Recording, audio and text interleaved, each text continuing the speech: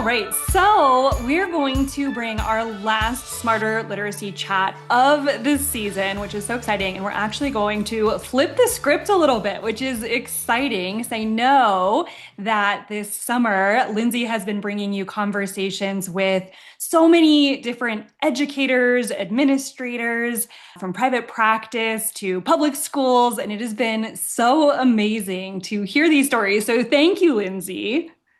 Absolutely. And today, what we want to do is, like I said, we want to flip the script and bring Lindsay's story. And we have some exciting news. And so I just think this is such a great way for us to cap off the summer. And so, Lindsay, thank you so much for joining on the other side today. It does. It feels weird to be on the other side, but I'm so happy to. So, this, of course, is going to sound a little bit different, right? Because your background is so varied. You have so much incredible experience. And so, I would love for you to kick things off just by letting us know a little bit about where you've been and where you are. Absolutely. And I mean, I know that in my conversation with our other guests, I've kind of let my past kind of peek through a little bit here and there. So, but now everyone can kind of get the full picture. So, I actually started out right in public schools. And I after receiving my bachelor's as an English education major and then my master's in literacy, birth through 12, I entered the workforce as a seventh grade English teacher for 3 years, and I loved it. However, I always knew that literacy is what I really wanted to do. So I got my first job, actually, technically first in Rochester, New York, and then shortly after moved to Buffalo, New York, where I worked with my seventh graders. And I was hired in Orchard Park, where we heard from Sarah and Orchard Park Middle School specifically. And again, I loved it, and I really worked a lot with my kids, even as a seventh grade English teacher, on literacy. Like, what could I do to help them with their literacy in the classroom? And after my third year, a position became open in our middle school for another reading specialist. And like I said, that being my master's degree, that being really where my heart was, as much as I loved working with my kids and my team, I decided to go for it and applied for the reading specialist position. And I got it. And that happened to be the school year of 2019 to 2020. Oh, we So, love that one. yeah. So the school year started out great. I mean, it was an interesting position because I was doing tier three intervention mostly. However, I did have a couple of sixth grade reading groups that were like our whole sixth grade, all the kids got reading, and so it was one of their classes, and I just happened to be a teacher, and I was a little bit more of a tier two intervention. So I had more students, and these kids were kind of flagged from the different teams as needing a little bit more reading instruction. However, they weren't quite tier three. So I had a few classes of that, and then some tier three instruction. So the interesting thing about the tier three instruction, though, especially at the secondary level, was we didn't really have any curriculum. So it felt like a very choppy year to begin with, and I'll go into that a little bit later, but then the pandemic hit and I had to learn very quickly how to be able to adapt reading instruction to online as we moved to online instruction with our kids.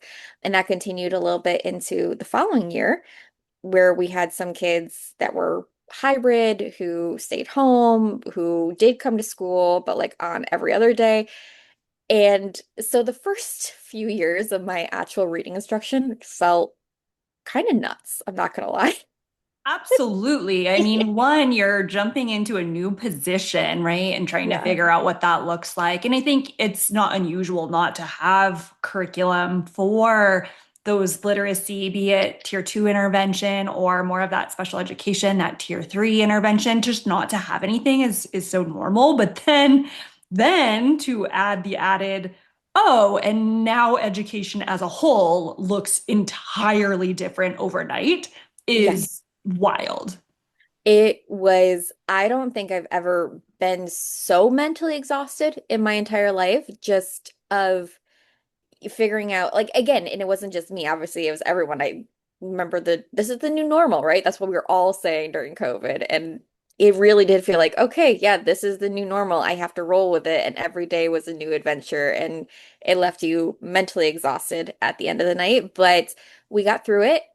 Then so that was to 2021. And then it was 2024 that I had the opportunity to be able to work with Ascend and to take a pause on my teaching here in New York, move to Colorado, and get to work in private practice, which I found out that I really loved. I loved private practice. And I love the like more flexibility, the more autonomy it gave me as a teacher. Again, I loved my public school teaching days, but there's just constraints that you have as a public school teacher that are just time constraints, budget constraints. Not only did I have to be a teacher, but I was also a safety coordinator. And, so I was in charge of 1/3 of the building if we had fire drills or lockdown drills or we had to evacuate. And it's like, and then you had to attend all the meetings after school, union meetings, staff meetings. And so it just felt like there was a lot of my time that I wasn't able to devote to teaching. Whereas in private practice, I was like, no, I can be fully focused on my student and their needs. And I can even respond more directly to families too and work more closely with them. So that's kind of where my journey has taken me so far. And of course, now I have my own practice, Next Chapter Literacy Solutions, which I'm very excited to talk about. And I'm just realizing this is where I really have wanted to be for a long time. And I still have the greatest respect for all public school teachers and, my coworkers who are still back at Orchard Park, who I miss dearly, but I'm definitely excited by the path that I am currently on. So exciting. It's just an evolution. And I think that's one of the things too to recognize is that there's always an evolution. And so for you, even the evolution from being in English language arts with your seventh graders and then evolving into that reading specialist role and then evolving from there. And so I think you hit on something really important. And I think it's important to recognize that there are different constraints when you are in the classroom or in a public school setting or really any school setting, and what that looks like when you are in private practice or intervention. Because I think sometimes there can be this idea that I don't want to say that there's like a warring necessarily, but oh, that's what they're doing privately and that's what they're doing in the school. And I think it's just the reality that there are just different constraints that Yeah. you, again, are facing in the public schools that you aren't necessarily facing when you get to work with students more one-on-one, or even if that's tutoring over the Yeah. summer and it's something that you do in addition to your public school. But I'd love to hear a little bit more about, you mentioned the safety coordinator and the fire drills. I'd love to hear a little bit more about, what did your day look like, especially when you were in public schools and you had some tier two and some tier three. What did that look like? And then, yeah, I'd love to hear more about what that ended up transitioning into. Absolutely, absolutely. So at our school, we honestly had a pretty good system kind of set up. So we had reading specialists who were tier three. We had reading specialists who were tier two. And there's been some years where there's kind of been like an in-between person. So when I first started off and I had my tier two reading instruction at the time, our school had really bought into Reader's Workshop, as many schools had. And so that was kind of being used within a tier one, tier two. I even taught Reader's Workshop, when I was a seventh grade English teacher. I remember arriving at the school and being told, like, this is the curriculum we're using, being sent to all the Reader Workshop trainings and everything. So we had that. And when we're talking about reading comprehension and we're talking about kind of doing those deeper level reading, Reader's Workshop could work really well. But when we're looking at kids who, were struggling to read, I was like, okay, this isn't going to be the answer they need. So again, that first year before COVID, before COVID was even a thing, it was okay, how to adapt this for kids who are in a tier two. So those classes that did have a tier two system. And that's really where I went to the other tier two specialist. And again, not a strict curriculum. It wasn't that we were using one curriculum, it was we were kind of using multiple curriculums to be able to find passages, find books, find materials that were really good reading material for our kids, but also accessible for our students, and then being able to teach this targeted strategies. So they were my, and honestly, the other tier 3 reading specialist too. She had been there for, she and I started the same time. We were hired the same year. However, she was hired directly into reading specialist position. So working with my coworkers to find those materials, to work with the kids, to best meet those needs, it was a lot of trial and error that first year. And then again, like I said, COVID came and it was do the best you can. So then the following year, when I was strictly tier 3, the school had decided, okay, we have enough kids that we need two full-time reading specialists that are just tier 3, and we need to have these three as tier 2 specialists. So it was a lot of us sitting down and being like, okay, how are we going to determine when a student needs tier 3 versus when a student needs tier 2? And how are we going to determine when we have the students in tier 3 who are feeling like, you know what, they're ready. They're ready to move on to tier 2. And I have to give a lot of credit to my tier 2 colleagues because they even set up their own classes where one teacher kind of took the highest of tier 2, the other teacher took the middle, and then another one took the lowest. So it could kind of be like a gradually moving up. So that way, the teacher who had the tier 2 kids who were so close to just needing to be in just tier 1 could work with them a little bit more quickly and make the room. So that way, when the quarters ended, we could kind of check in and be like, okay, do we have any kids we can bump up? Anyone can move? Is there a spot open? Do we feel like this would be a good spot? And so it was a lot of open communication. We were a small department, but we were a very high functioning department. And it was going to each other and being like, this isn't working. Do you have any suggestions? And so that second year was a lot smoother, but still lots of bumps along the way. I believe it was the third year that we had a new reading specialist hired into the district who was actually going to be our high school tier 3 reading specialist. And she came in with a lot of experience from her old district. And she had even said to us, hey, have you heard of this thing called smarter intervention? Love that. Yes. She's like, I discovered this during the pandemic. She's like, when I was sitting home trying to figure out how do I help my kids, I was seeing a lot of their videos, I was reading a lot of their blogs. She was jumping in on the coaching calls. And she's like, I really like their stuff, and I feel like it works really well for the kids our age, 6 and up. So the other tier 3 specialists and I, we were able to talk to our building principal and the high school principal at the time, and we got a professional development day where the three of us were able to sit down. We looked through Ascend together, and for me, it was like, this is it. This is what I have been looking for. It is so cohesive. It is everything I needed to be able to target the instruction for my students, but to hit every single skill because at that point we had been using words their way and it was great for word recognition. However, there was no comprehension piece, there was no vocabulary piece, and even it taught the patterns fine, but I didn't feel like there was a lot of practice involved. So it's kind of like teach this pattern, move on. So that's where I was like, I need to do something different with my kids. And so the smarter intervention, we were able to, again, we got approved when we were like, okay, this is it. We got approved from our building principal to each get a license. And that rest of that year, so it was, I think that was like, I want to say January. It was like right after the holidays that we got approved. And I spent the rest of that year trial and error with the DSI program with my kids. I did training when I could, but it was already the middle of the school year. And I'm like, I can't lose any time. I'm going to do the training over summer, but I just got to dive in with these kids. I have enough understanding so far that I'm not completely new to this. So and I even said to my kids, bear with me, guys. I'm just figuring things out alongside you.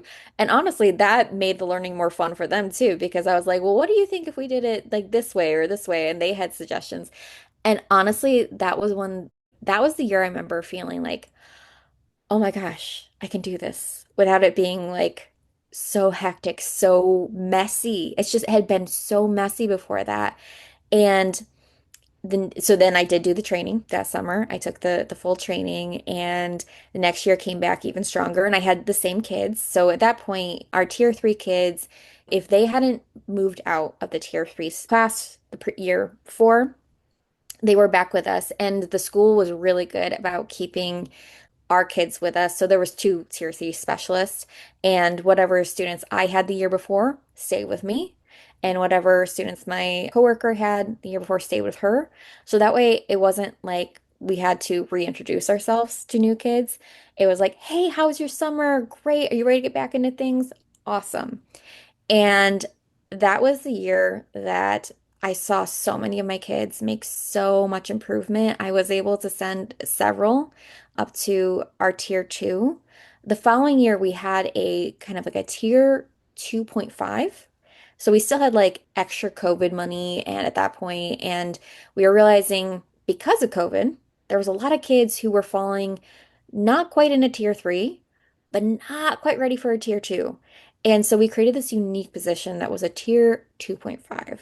And so when they weren't, we felt like they were doing way too well to be in our classes in tier three, which could only be three kids max anyway. We decided to maybe not quite ready for a larger tier two class. They went up to a slightly larger tier 2.5. And that was working really well. I've now come to understand that currently at Orchard Park, there's not a tier 2.5 position, but also I'm not sure if it's needed quite as much anymore because again, a lot of these kids were kids who had experience learning during COVID, and they were online learning. It was an every other day situation. So they were just a little bit behind. And so the need might not be there as much anymore, but they do have three full-time tier three specialists as well as the three full-time tier two specialists, and still work in very much the same way where they are like, okay, let's try to organize our kids around so that way their learning is as fast as possible with all the constraints that, like I mentioned before, that do come into public school. Because like you said, public school, they're just you want to work miracles and there's just you can't all the time just because sometimes you don't have the money for it and sometimes you don't have the time for it, honestly, is a lot of the thing because God bless all the counselors and everything who have to do scheduling for the entire school because oh my God, that is a mess I never ever want to touch in my life. But it sounds like, I think some of the things that are coming up for me are that you did have some really clear systems in Yep. place. And I think one of the biggest things is being able to look at your students, like you said, to identify who needs what and where do these students need to go. So what is the level of support that's needed? So it sounds like, one of the things that you had in place, which I would say hopefully everybody has or can get this in place, but how are we identifying the students and what the need is? Is this a need that can be addressed relatively quickly, or is this something that is more impactful that they're going to need a significant amount of time? And I think the idea that you're looking at students, be it every quarter or a few times a year, to see where are we at? Are we starting to close the gap? Can we potentially move to less support? And continuing to have that, I think, is so helpful. So it Yeah. definitely sounds like you guys had that in place where you knew, all right, who are my students and Yeah. how do I know who needs what? And I think that's a beautiful thing of that, the 2 versus 2.5 versus 3. It's being continuously thoughtful about what do my students need right now. And maybe that was different at a certain point because, for example, COVID or who knows, what else might pop up, but just being really responsive to that. And so I think that's so beautiful.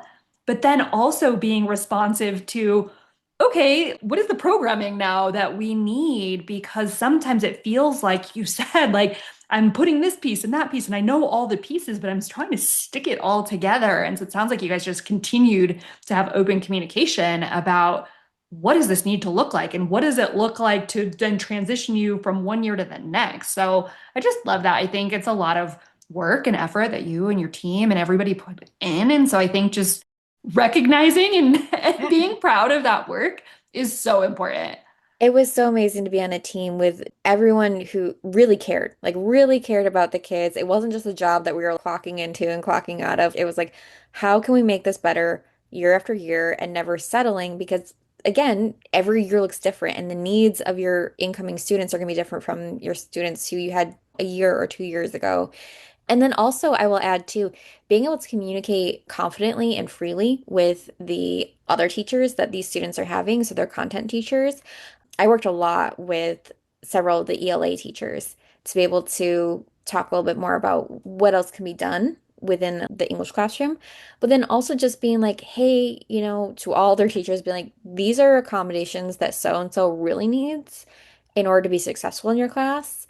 I'm working on helping support and build their skills, but right now, when you're asking them to read a text or to answer these questions, please really try to have these accommodations in place, regardless if they had IEP or not, which again, many of our students did have IEPs, but just being able to have that communication with other teachers to be like, this is why we have this accommodation, this is why it's important. And they were very open to it too. So just getting our kids to feel like, hey, we are trying our best for you everywhere meant a lot. Yeah, absolutely. And I feel like one of the things that you keep kind of bringing up too, and that I've been thinking about a lot recently is just that confidence in instructional decision making, right? So the confidence that, okay, I feel good about what I'm hitting. I know you mentioned like, oh, there became a certain point where I finally felt like, okay, I feel good at this. I feel like I know what I'm doing. And then that allows you to feel more confident then to go in and have those conversations with the content area teachers and to be able to talk to families and to be able to just have conversations because you feel confident in what's happening. You're no longer trying to recreate lessons or trying to build something or trying, like you said, the messiness goes away and you just feel like I know what I'm doing. And so because Yeah. I know what I'm doing, I can just trust the process and I'm more available for these other types of conversations or this other type of support. I can go to bat for my students in other ways now because I'm not spending all this energy, right? Trying to put together, I don't know, something cohesive, something that feels good. So I just love that. I feel like that was something maybe that your team just continued to look for is where can we build that confidence in our instructional decisions? And I have to say, so when I was serving other duties, like being the security personnel and like just all the other things. Like if we had a fire drill and I had to put on the vest and I had to grab my walkie-talkie and I had to send my kids with someone else because I had to go check all the rooms and get out to the my side of the school and go to all the teachers and make sure all the kids were there. When we got back in and we got back to the classroom, I could take that vest off, put my walkie-talkie down and jump right back in. So that's where it also helps with my other roles as the teacher because in public school you're never doing one thing. So yes, I could be focused on making sure that everyone was secure when I was working in the safety zone, but I could just come right back to my classroom. My kids and I could get started right back. And that in itself was like a big thing because you do not want to waste time in a school day. Yeah, absolutely. Oh, my goodness, the work that you do. And so I guess I can kind of take us into so how have things changed? What do things look like now? Which obviously you are in just such a different space now. Like we said, there's the evolution of your teaching journey and your teaching career. I'd love to hear more about what does a day look like now that you're not doing the fire drills, that you're not doing all of that? Where are you at? What's going on? Right. Yes. Well, very first thing, all my time that I do have, especially when I'm sitting down with a student, is dedicated just to the student. I don't have to worry about all those other things popping up, which is really nice. There is that sense of kind of relief of like, okay, it's just me teaching, right? And so this is the one part where like literacy practice is very different from the school year and even just the summertime because I can have kids sporadically throughout the day. But once you're in private practice, generally your kids are after school. I do have a couple kids who are in homeschool and I do meet during the day. However, it's really making sure that I have that time saved for after school. So honestly, I've kind of been able to ask myself, okay, what else can I do? I can definitely certainly continue to look for more clients and more families to help out during the daytime if there are any homeschools, the kiddos that I can reach out to. But then there are other interests that I have as well. Curriculum work being something that I've been passionate about since I was in grad school and that I've loved doing in the past with Ascend. And so now I'm able to contract out to different places to help out with different projects. I was recently working on like an English honors project that was a lot of fun. But I'm also able to take on other jobs. I'm also working in a job right now where I'm buying books for public libraries in New York State. And So that's feeling cool. of passion So and a joy. cool.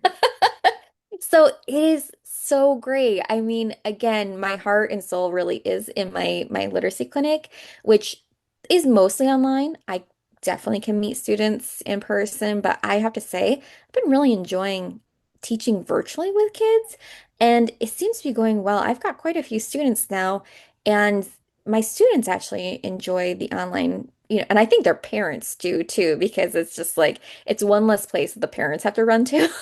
I think And we've like, finally gotten out of the fear post-COVID, right? Of yes, virtual learning and that feeling yeah, like, oh my gosh, this is the worst thing ever. We're never going back to this, to being like, oh wait, actually, there are opportunities in which when you have everything in place and feel ready, not like we yeah, did when COVID all hit and we weren't ready, that it's so successful, right? That you can yes, do this and just have a system and it makes things so much easier in terms of it does. accessibility, right? It really does. And I mean, also our technology really allows for it too now. You just jump on Zoom, you hit the share button, you share remote control. You can pull up lots of things. So they're typing, they're writing, they're working the manipulatives. It is so great. And for anyone out there is like, yeah, but you can't really have the same kind of connection virtually. I have found that that is not true at all. I have one student. I've been working with her now 2.5 years. She and I have never been in the same room together, and yet I love her to death. And she and I have private jokes. We laugh. I know she's a huge like she loves cheerleading. She's like in two different cheerleading groups. I'm helping her with her summer project right now. It's been so wonderful to work with her. And again, we have never been in the same room. So anyone who's like thinking but okay, but like what about the bond? Like what about the communication? It can still all be there. Like sometimes I forget that I'm talking to them on a screen. I Yeah, really, it's yeah. almost like you're just across, right? Yes. Absolutely. No, I'm with you. Yeah. I agree. Yeah. So I really think that that's where I'm going to be going for the fall is just virtual sessions. Which honestly is one of the beauties of having private practice, right? Is that you get to Mhm. design. You design, you choose what works for you. And so I think, I think that's one of those things too, where there's just shifts. And of course, Yeah. there's pull, right? Of, all right, it's nice to have a set schedule that is just like, here it is, go. But on the other hand, to be able to really think about what works for you and what are the times that you're able to work or willing to work, and what does that look like to open you up for other things. And so I think again, if you decide virtual is it, then beautiful. Then Yeah. that's what you do. And I agree. I think it works so well. Absolutely. Absolutely. And it's been fun. So since moving back, I've reconnected with old friends and coworkers who've been asking me how my practice has been going and like how I do it. And when I tell them, they're like, that sounds so great. Again, there's lots of teachers who maybe are looking in retirement. I've got a few friends who are looking in retirement, but they're like, but I want to be able to do something. I'm like, you know, think about what if Right. you open your own clinic and or I've got, some who have little kids and or are thinking about starting a family and really wanting to be home with them. And so they're asking me more questions. And I'm like, honestly, it's a great way. Like if you can do this from home and you can bring some extra income in or, have this income and be able to still teach and do what you love, but also be there for your family. It is great. And again, like you said, Corey, you are able to kind of set what your practice looks like, your flexibility. And it's honestly a very wonderful thing that I know as a teacher personally, I felt like I was missing because I was just, here's my schedule. Every teacher will tell you all your doctor's appointments are in the summer because that's the only time you have to meet with your doctors. Um, you can't take like a vacation other than the school holidays or summer break, which of course is when every airline is so expensive and every single teachers are like, we This stinks. Like I'd like to be able to just go randomly in March or February when it's like cheap and stuff and I could get out of here. But so there's so many pros and cons to everything, but when I have mentioned it to some of my teacher friends, they were like, oh, that would be so nice to be able to do. Yeah, and you're like, absolutely. Yeah. It just takes a big jump, a big leap of faith. And Yeah. so we're so excited for you and just what that next chapter looks like. I love the name. I think that's so well done. So thinking of next chapter, what does Yeah. your next chapter look like? What's next for you? Yeah, so this is kind of like it's gonna be funny that like I'm gonna say it's really exciting because I don't know. I don't know exactly. So I just moved home in end of May, beginning of June, started my practice up. So it's been going for a couple months now. I've just started this new role with the libraries. But the thing that I have learned is that right now in my life, I love being open to new opportunities, seeing what comes my way.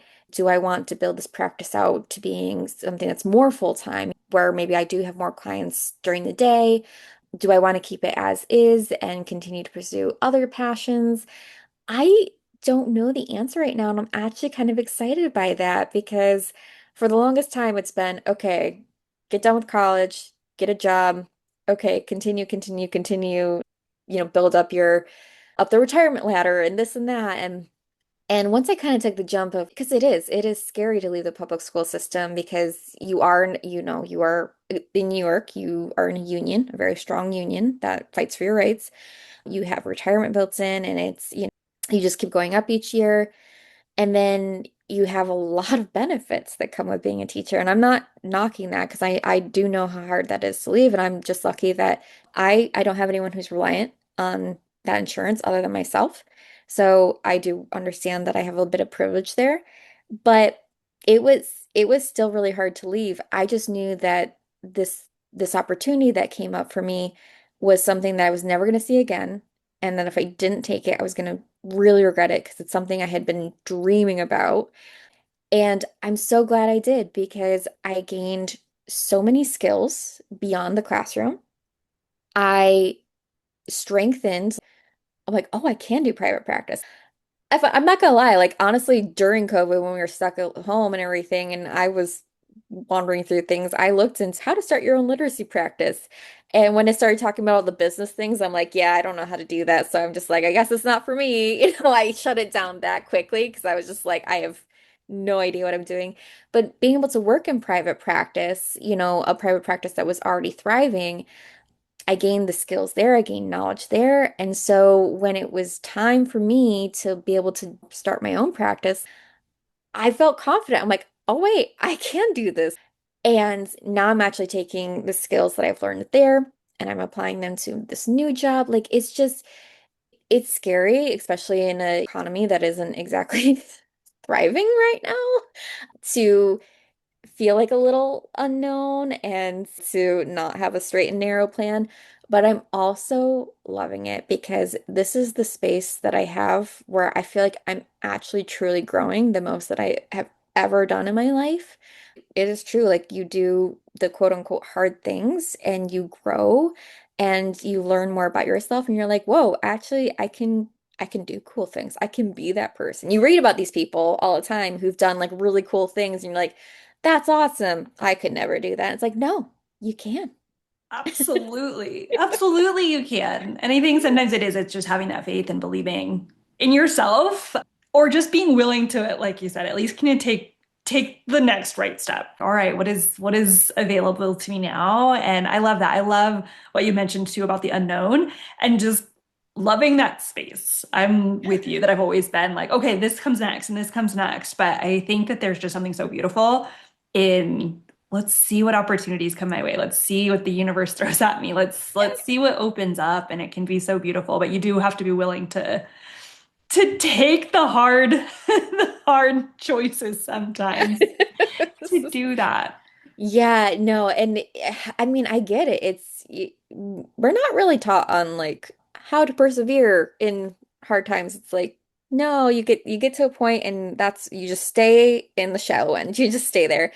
And when I moved back and I started my practice and I knew I had my practice going, but I didn't know what else was going to be going on. I said, I'm going to take this year. This is my year. I'm going to see what comes my way.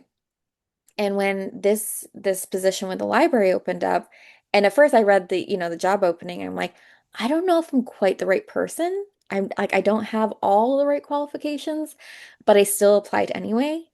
And when I went in for the interview, I I was kind of asked the question of like, so how do you feel about the job? And I said, honestly, I told myself I was just gonna, this year is kind of a new start for me. I told myself I was gonna give myself the year to like figure out what I wanted to do and just leave myself open. I had applied to some other jobs, hadn't gotten those jobs, but I was like, well, maybe kind of meant for this position, it kind of felt like it Yes. all came together. And Yes. I said, I just feel like this was kind of meant to be. And Well, now and for anyone who knows Lindsay, just thinking about how perfect this is, if you don't know Lindsay, you've got to go follow her on Goodreads because of the number of books just reading. She just loves reading. She's a voracious reader. And so I think hearing about this, I was like, oh my gosh, could there be something more perfectly aligned to just your interests outside of? And I yeah, think being able to explore some of those different things can just be so beautiful. exactly. Exactly. So I just don't have regrets right now, and that's wonderful. And I can't wait to see what comes next because I don't know.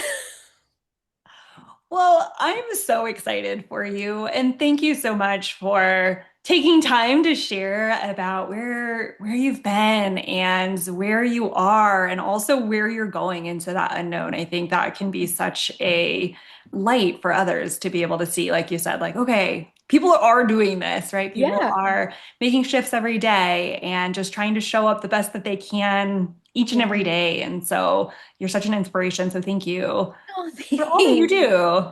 Oh, well, no, I mean, honestly, this could not have been possible without you and without Ascend. I mean, my heart will always, always 100% be with Ascend because they have helped me help so many students and families. And so that's part of, honestly, that confidence. I was able to grow confidently because of the work that Ascend has done. So, That's amazing. Well, thank you so much. And we are wishing you the very best. And obviously, we are going to be in touch the entire yes. time. I'm so excited to continue to hear about your practice and everything else that you're doing. It's like I said, it's so inspirational. So thank you. And thank you for all the light and brightness that you have brought to Ascend and to the podcast and just to everything. It's just so amazing. Oh, you're welcome. It has been such a joy. I've loved talking with everyone, and I've loved talking with you for all of our episodes. Until next time.